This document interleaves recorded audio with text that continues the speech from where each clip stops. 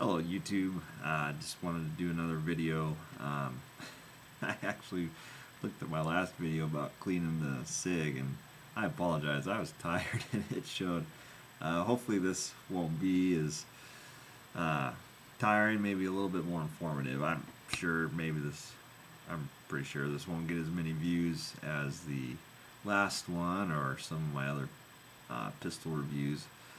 Today I just wanted to go over and explain, at least to the best of my knowledge, the SIG Sauer company, its history, and where they are, their current state now. You can go on Wikipedia, you can buy books.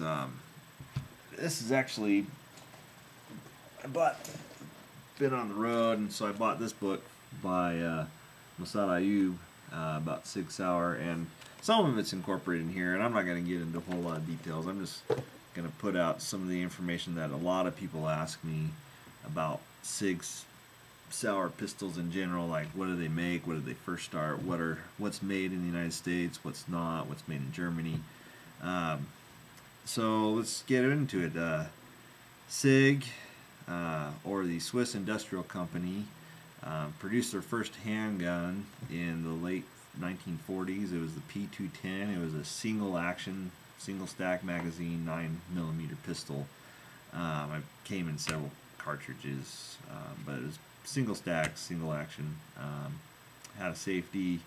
You can look at the specs. It was a solid pistol, highly machined slide and frame. It was machined from a solid block of steel, and back in the 40s, that took some time to take a solid chunk of steel and turn it into a pistol. And they produced that for quite some time. Then they started in the 70s. They came up with a mass production design, but they didn't want to deviate, from their Rolls-Royce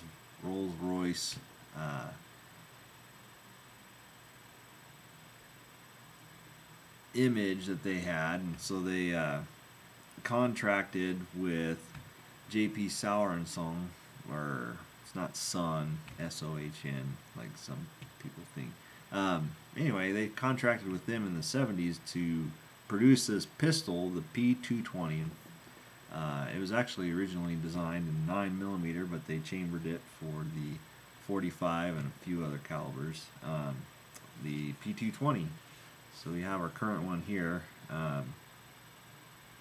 And the P220, not this one in general, or not this specific one, but the first ones that they produced, deviated from the P210 in that it was a stamped slide. In other words, the metal came from a sheet that they stamped, and then they pinned internal mechanisms to that pistol, and it wasn't, that's mass production techniques there, that current at the time, mass produced techniques, and it,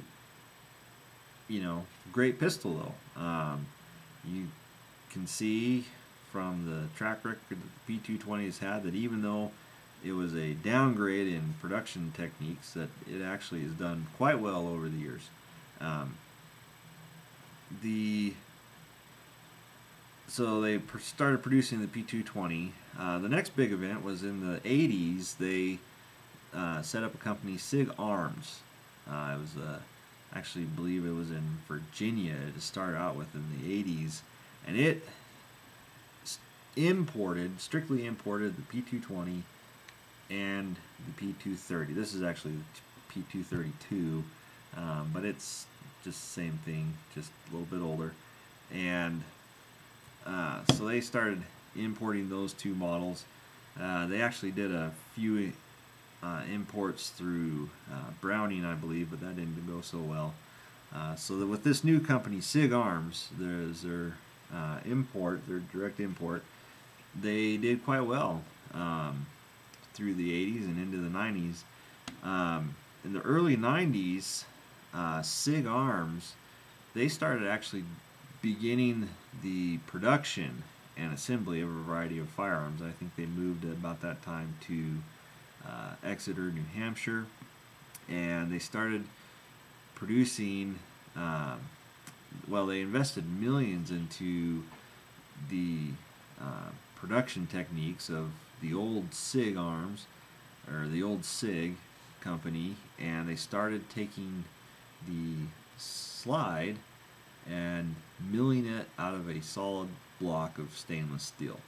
And so from then on, um, the slides have actually been produced here in the States. A lot of people just think it's just been recent. No, it's actually been quite a while. It's going on almost 20 years now that they've been doing it. So American-made SIGs have just as good as a reputation as the German-made SIGs. People don't realize it. It's been around for quite some time, the American-made SIGs. The next, so what did they produce? They produced the slides for the 220s, the 229s, the 239s. They believe in the late 90s, I believe they started coming out with the GSR pistols, and in the 2000s, the SIG 5.56 rifle, actually. The next big event was in 2007.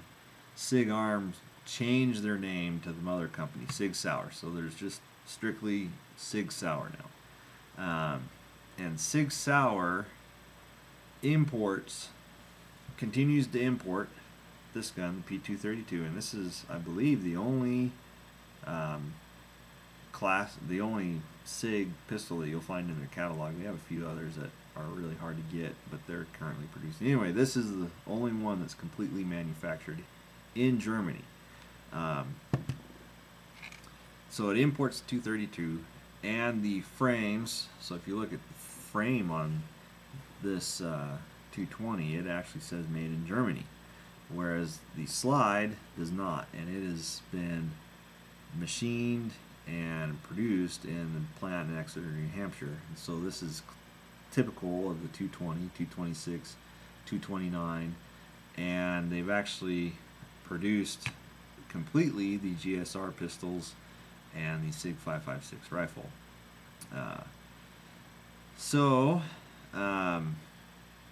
Oh, and the P250 as well is produced solely in the Exeter, New Hampshire plant, and the P238 as well.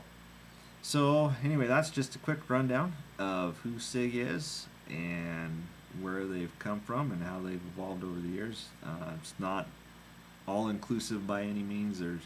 I may have put some misinformation in there. I apologize.